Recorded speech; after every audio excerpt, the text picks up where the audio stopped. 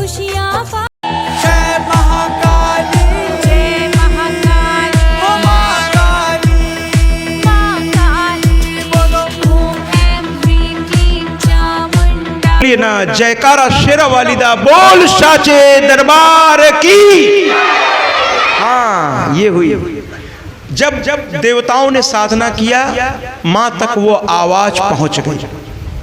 मां तक आवाज जब पहुंच गई तो मां गंगा स्नान करने के लिए, मां गौरा गंगा स्नान करने के लिए, जैसे पहले के जमाने में नदियों में जाके लोग स्नान करते थे तो वस्त्र लेके चलते थे, तो माँ वस्त्र ले करके चल पड़ी स्नान करने के लिए।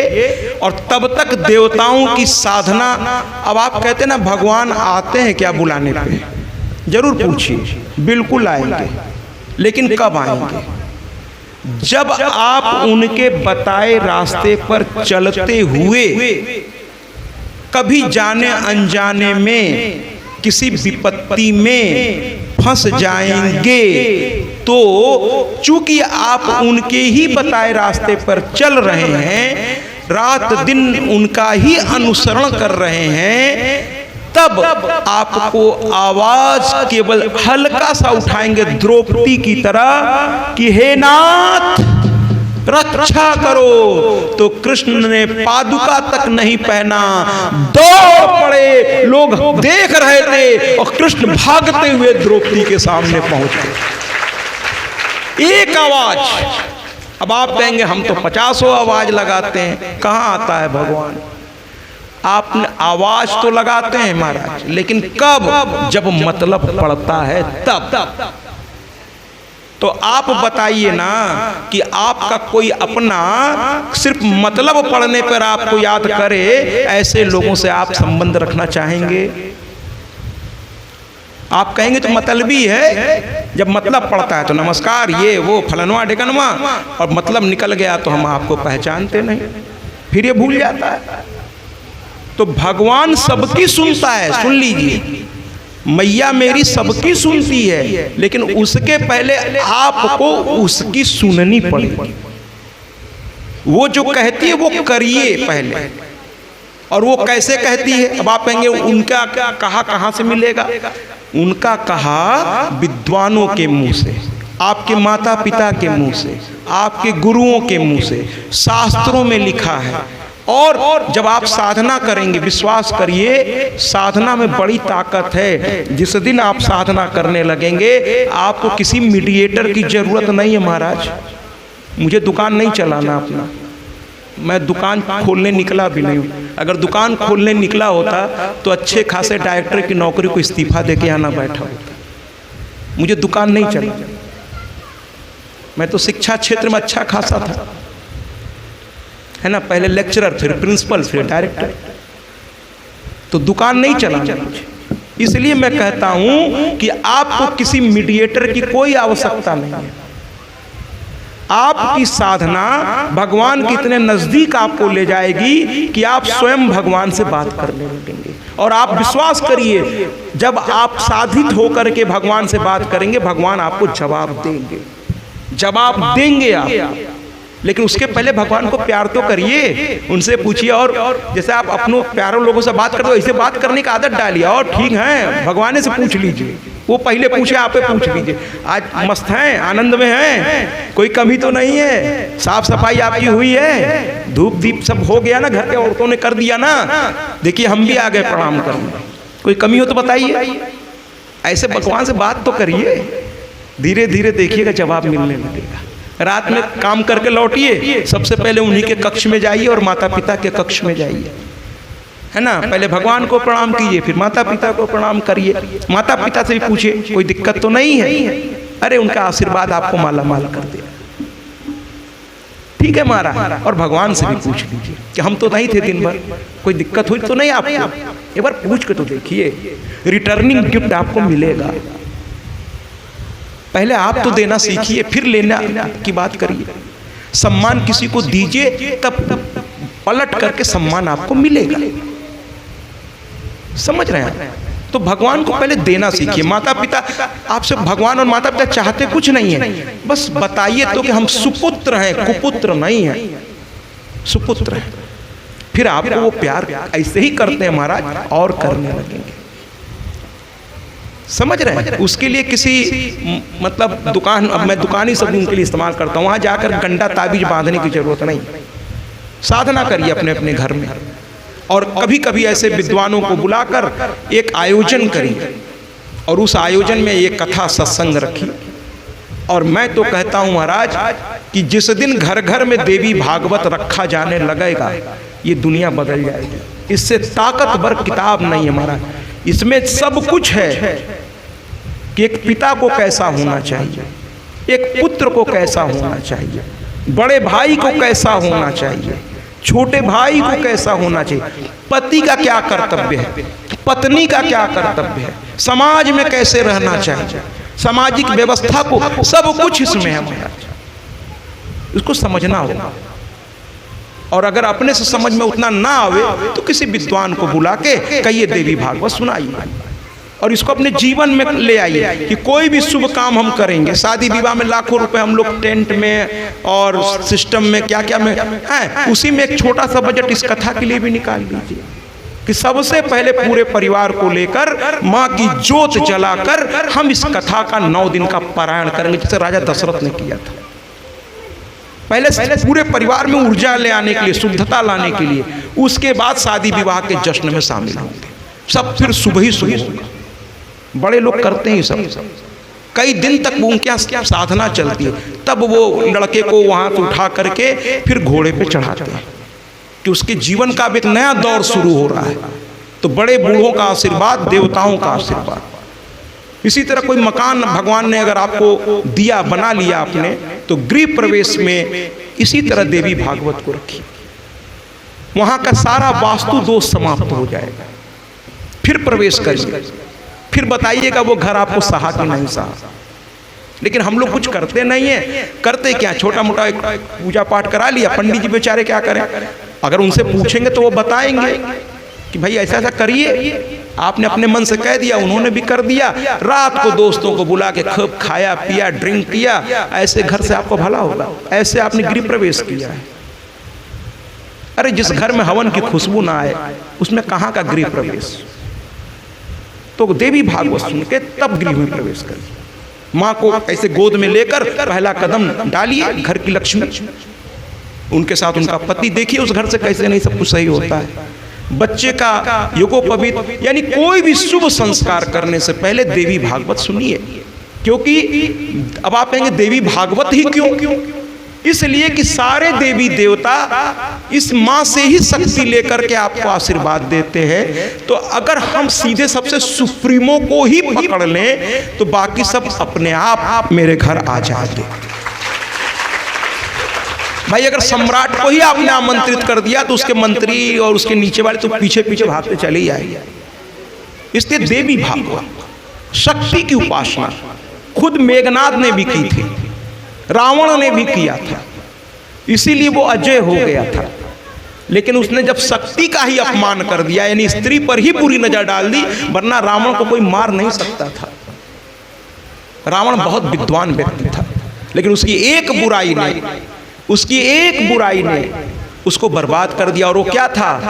काम वासना का शिकार हो गया था, मनमानी करने की उसको आदत पड़ गई थी। कुल मिलाकर के सही ढंग से आप रहेंगे तो एक आवाज ईश्वर तक पहुंचेगी तुरंत, और मां तक पहुंच गई। मां इन लोगों के सामने आ गई। अरे पुत्रों, मां तो देख के परेशान हो जाती कि हमारे बच्चे परेशान हैं। मां बड़ी दयालु होती, यहाँ की भी मां। क्या हुआ? तो बताने लगे सब रो रो के कि हम लोग थोड़ा सा आनंद का जीवन जी रहे थे, और तब तक देखिए फिर 2 राक्षस। गलती माँ बाप से नहीं छुपाई, बता दीजिए कि मेरी इस गलती से ये हो रहा है। माँ बाप से गलती नहीं छुपाना चाहिए। तो इन्होंने बता दिया कि हम लोग थोड़ा विषय वासना में फंस गए। इसीलिए आरती में कहा जाता है, क्या कहा जाता है? विषय विकार मिटाओ, पाप हरो देवा। क्या कहा गया? विषय विकार मिटाओ, पाप हरो देवा। जब तक ये नहीं होगा तब तक भला नहीं होने वाला। आप मंदिर का घंटा पकड़ लटक जाए, नहीं होगा भला, क्योंकि आपकी सोच नहीं बदल रही है। जब तक दिशा नहीं बदलेंगे दशा कैसे बदलेगी? तो देवताओं ने आज दिशा बदल दी कि ना ना ना, ये विषय वासना ठीक नहीं है, साधना ठीक है। और साधना किया, माँ आ गई। अब माँ प्रसन्न हो गई इनकी बातों से कि हमारे बच्चे तो बहुत अच्छे हैं, भोले भाले हैं। थोड़ा बहक गए थे खुशियों में, लेकिन फिर रास्ते पे लौट आए। माँ ने कहा बताओ क्या हुआ? तो कहने लगे शुंभ और निशुंभ का सारा अत्याचार, और जैसे जैसे वो बताते गए, ये माँ भी अगर इनका बच्चा रोता हुआ आवे और बताए हमको फलनवा ने मारा है, तो कोई भी माँ है आओ देखेगी न ताओ है, वो एक लाठी जो भी पड़ा, चलो बताओ कौन है, कौन है, आज उसका हड्डी तोड़ देंगे, है ना। कृष्ण को भी चुप कराने के लिए सौदा कहती थी, है ना। वो कहते थे ना, गारी देत रिसायो मुँह को, माँ से कह देते थे कि सब हमको चिढ़ाते हैं। माँ ने कहा अच्छा मेरे लल्ला को चिढ़ाते हैं, आने तो सबकी टांग तोड़ देंगे, सबकी टांग तोड़ देंगे। गारी देत रिसायो मुँह को है। और मैया से भगवान डरते थे, हम आप क्या हैं? मैया पूछती है लाला है तूने ही माखन खायो? तो कहते मैया मोरी मैं नहीं माखन खायो। ध्यान से सुनिएगा, मैया मोरी मैं नहीं माखन खायो। तो माँ थोड़ी आंखें तरेर लेती है, और जो अच्छे बच्चे हैं माँ की गुस्से को पहचानते हैं कि माँ अब गुस्सा हो रही है तो उस ठंडे पड़ जाते हैं, उसको अच्छे बच्चे कहते हैं, मर्यादित, कि माँ गुस्सा हो रही है। तो माँ ने आंखें तरेरी कि तुम मुझे झूठा कह रहा है? फिर पूछती है लाला तूने ही माखन खायो? अब कृष्ण झूठ नहीं बोल पाते। देखिए शब्द जरा देखिएगा, सूरदास के लिखने की शैली देखिए। पहले कहते मैया मोरी मैं नहीं माखन खायो, लेकिन जैसे ही माँ ने आंखें तरेर के फिर कहा लाला तूने ही माखन खायो, तो कहते हैं मैया मोरी मैंने ही माखन खायो। मैं नहीं, मैंने ही, मैं नहीं, शब्दों को देखिए, मैं नहीं और नए को उठाकर मैं से मिला दीजिए तो हो गया मैंने ही माखन खाया। तो माँ के आगे भगवान भी चुप हो जाते हैं, हम आपको तो चुप हो ही जाना चाहिए।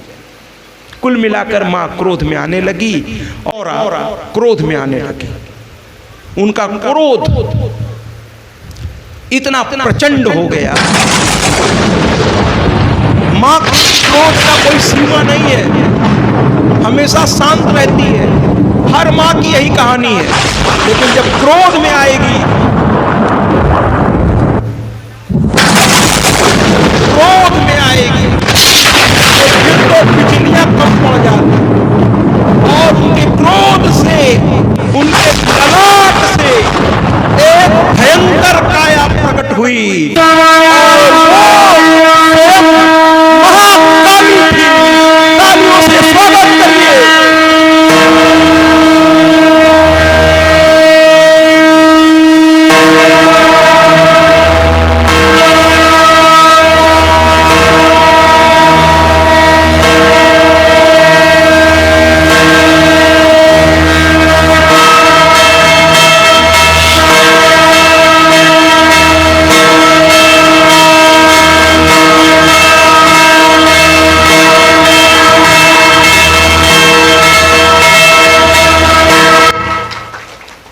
बोलिए ना काली मैया की, काली मैया की।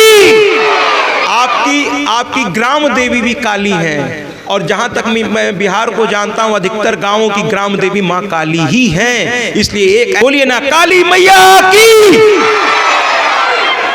लेकिन जब गलत रास्ते पे जाने लगते हैं तो थोड़ा काली बन करके उनको दंडित करके उनको सही रास्ते पे ले आती है।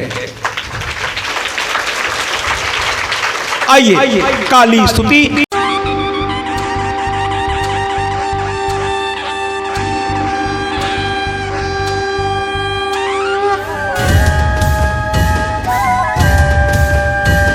नमामि देवी कालिका, नमामि हे अम्बालिका, नमामि खड्गधारिणी, नमामि छत्रधारिणी, नमामि महिषमर्दिनी, नमामि शस्त्रकेधनी, नमामि विश्वमोहिनी,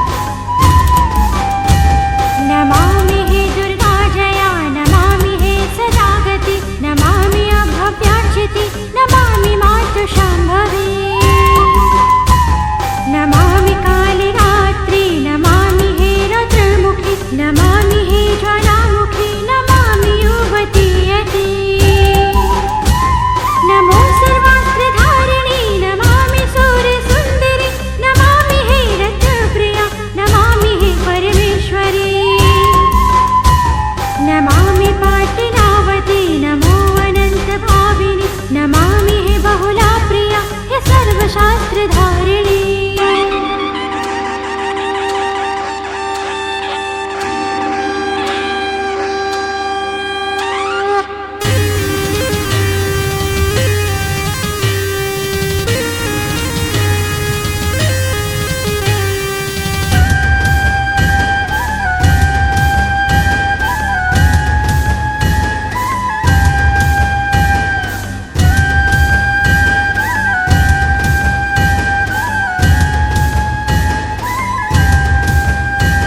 नमो भवानी आर्या त्रिनेत्रचित्र आद्या नमामि भवप्रीता नमो अनंत भव्या अभय विक्रमाकुरा वन्दुर्गा पाटला नमो पिनाकधारिणी सर्वदानवघातिनी नमामि अहंकारा नमो हि चित्तरूपा नमामि चन्द्रघण्टा नमामि हे चिन्ताचिता नमामि सर्ववेद्या नमो हे दक्षकन्या नमामि बुद्धिदा नमो कुमारी सत्या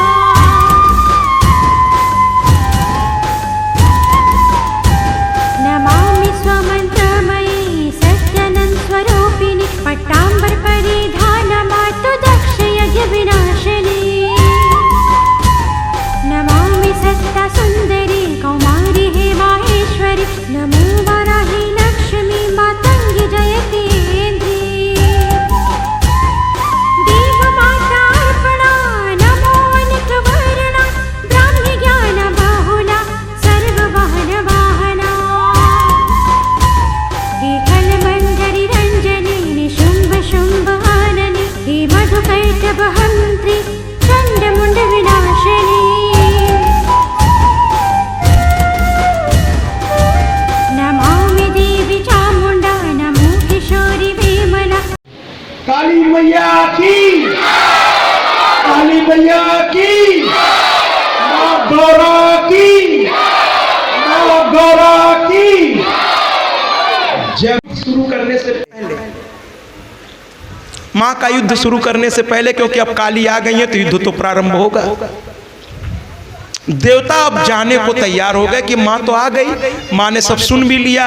माँ ने गौरा से काली, जब जब गौरा को क्रोध आता है तो काली आती है, लेकिन पहली बार काली देवी पुराण के हिसाब से इसी घटना पे आई।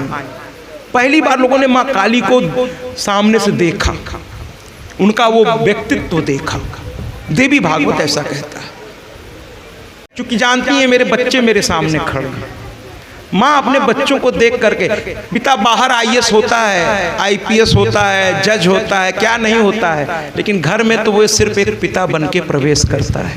बस बच्चे उस बात का दुरुपयोग न करें। अगर बच्चे कभी पिता से कुछ बदतमीजी करना चाहें तो वो सोच लें कि बाहर इसी पिता का कितना सम्मान है, लेकिन ये मुझे अपना बच्चा समझ कर सीने से लगा रहा है, तो उस सीने को लात न मारें बल्कि उनके चरणों को छूने का प्रयास करें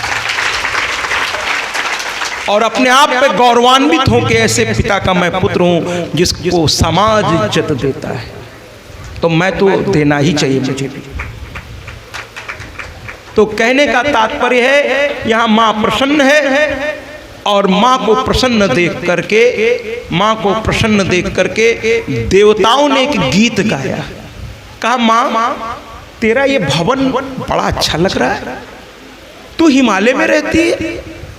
माँ ने कहा अभी तो मेरा मणिमय द्वीप आपने देखा ही नहीं। मणिमय द्वीप जिस दिन तुम लोग जाओगे उस दिन तो फिर किसी और द्वीप देखने की इच्छा ही नहीं बचेगी। फिलहाल तपस्या के लिए मैं हिमालय पर आई हुई हूँ।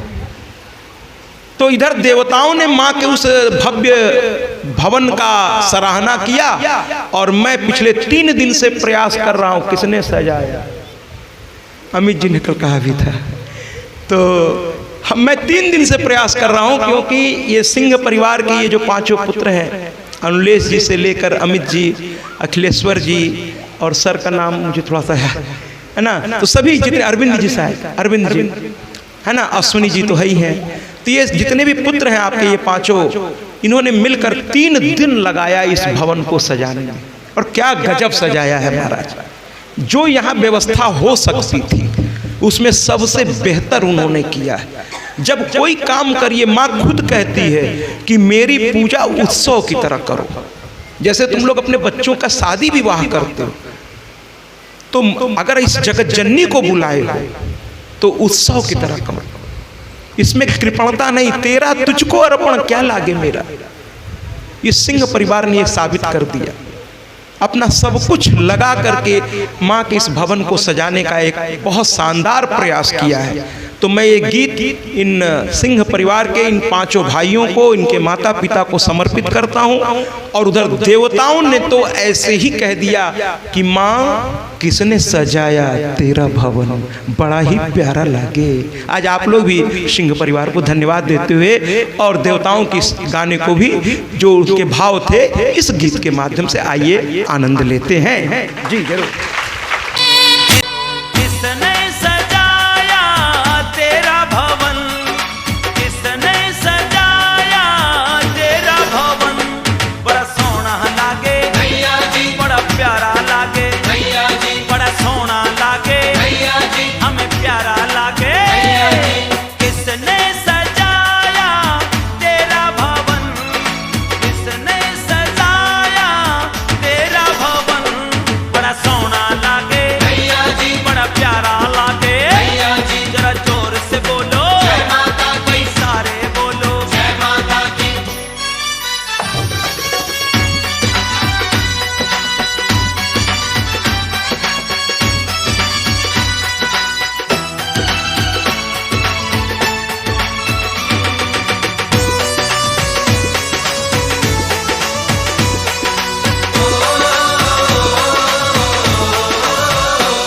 ये हार गुलाबी भैया जी, किसने पहनाया भैया जी, माथे पे केशर भैया जी, माँ तिलक लगाया भैया जी। ये हार गुलाबी भैया जी, किसने पहनाया भैया जी, माथे पे केशर भैया जी, तेरे तिलक लगाया भैया जी। चरणों में तेरे करते नमन, चरणों में तेरे करते नमन, मुझे बड़ा सोना लागे भैया जी, बड़ा प्यारा लागे भैया जी, बड़ा सोना लागे भैया जी, बड़ा प्यारा लागे। जय हो माँ।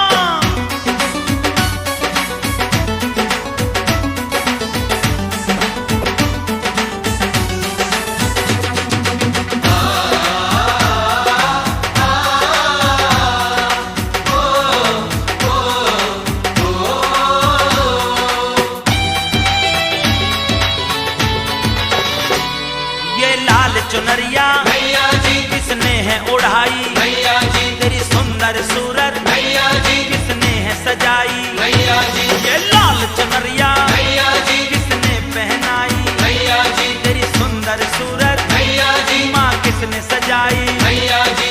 दे दो सहारा करते भजन, दे दो सहारा करते भजन, हमें बड़ा प्यारा लागे भैया जी, हमें सोना लागे भैया जी, बड़ा प्यारा लागे भैया जी, बड़ा सोना लागे।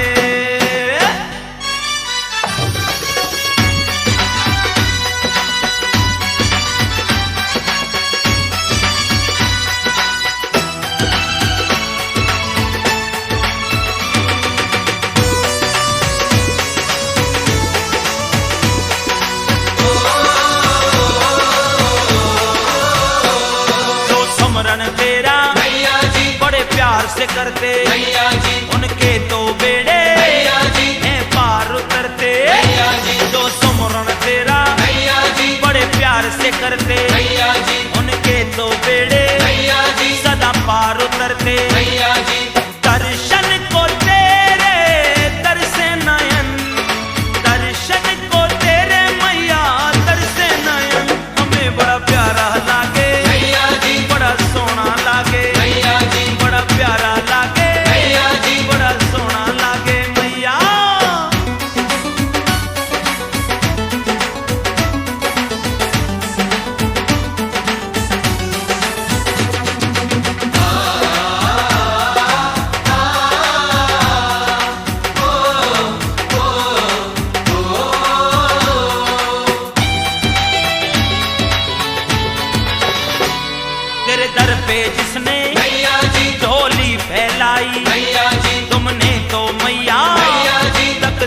बनाई तेरे दर पे जिसने झोली बहुत बहुत धन्यवाद। यहाँ तो देवता विदा होने को हैं। पुनः एक बार इस परिवार के लिए जिन्होंने रात दिन एक करके ये सौभाग्य हम सबको दिया है, इसके लिए एक जोरदार तालियां होनी चाहिए। लोग कहते हैं ना महाराज, कथा से क्या होगा, इसमें काहे को खर्च किया जाए। एक चीज तो आप सामने ही देख लीजिए कि कथा से क्या होगा।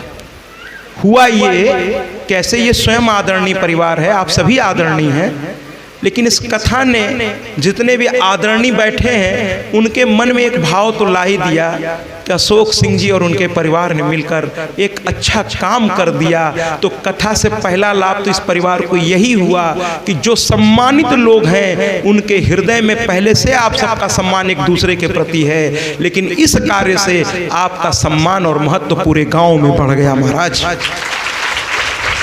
क्योंकि इतिहास यहाँ भागवत हुआ होगा, राम कथा भी हुआ होगा, शिव कथा भी हुआ होगा, लेकिन जहां तक मैं समझता हूं देवी भागवत पहली बार हो रहा होगा। अगर ये सच है तो तालियां बजाइए। और इसका श्रेय आदरणीय अशोक सिंह जी और उनके सारे पुत्रों को है, उनके पूरे परिवार को है। इन्होंने सोचा कि इस क्षेत्र में वो हम कराएंगे जो अभी तक हुआ ही नहीं था।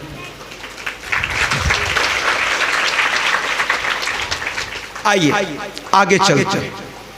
अब माँ ने कहा बच्चों तुम लोग घर जाओ। देवताओं ने कहा मैया छोड़ के कैसे जाएं, चलेंगे आपके साथ, बस अंतर ध्यान हो जाएंगे। माँ ने कहा देखो हम क्रोध में हैं, और माँ जब क्रोध में हो ना तो बच्चों को वहां से हट लेना ही समझदारी होती है। माँ का क्रोध शांत होने दीजिए, फिर उसके सामने जाइए, नहीं तो फिर दो चार चपाट तो पड़ ही जाना है। तो हम लोग तो अपनी अम्मा को क्रोध में देखते थे तो छुपने की कोशिश करते थे कि कहीं अम्मा मार न दे, ठीक है, जबकि हम उनकी इकलौती संतान थे। लेकिन माँ मेरी कहती थी कि एक हो तो सूरज की तरह चमको, है ना। तो बड़ी कहती थी, क्योंकि हम लोग भी बिहार के ही हैं।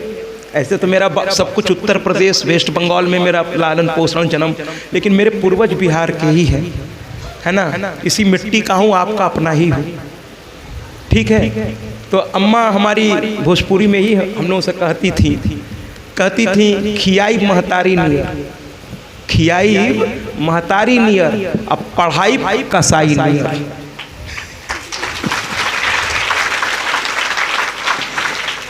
कहे खियाई महतारी नियर, खूब घी डाल डाल के दाल चावल खैबा ना तो जियबा कैसे, है ना, खूब घी डाल डाल।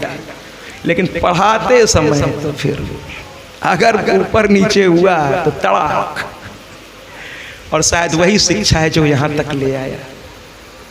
जो कुछ भी मेरे पास है वो मेरी माँ का दिया है।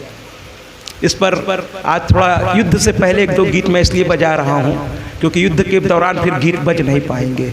माई वही उमेश कुमार, डॉक्टर उमेश कुमार टाटा।